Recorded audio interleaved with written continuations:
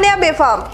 ડીસાની diamond સોસાયટીમાં સ્થાનિક રહીશોની હાજરીમાં ધોકા વડે ચોકીદાર પર જીવલેણ હુમલો તો ધાનેરામાં હોટલ માલિકને 4 લોકોએ માર્યો ઢોરમાર।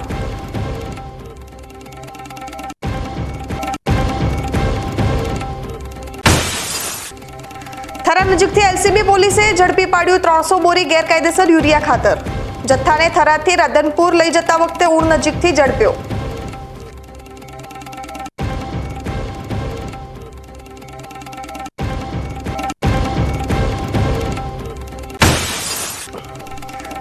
બનાસકાંઠામાં જન્મદિવસની આજે કરાઈ અનોખી ઉજવણી। જિલ્લા પોલીસ વડાની માતાના જન્મદિવસ પર દલિત બાળકોને અપાઈ અભ્યાસની કીટ તો ધાનેરાના પૂર્વ ધારાસભ્યના જન્મદિવસ પર કરાયું વૃક્ષારોપણ।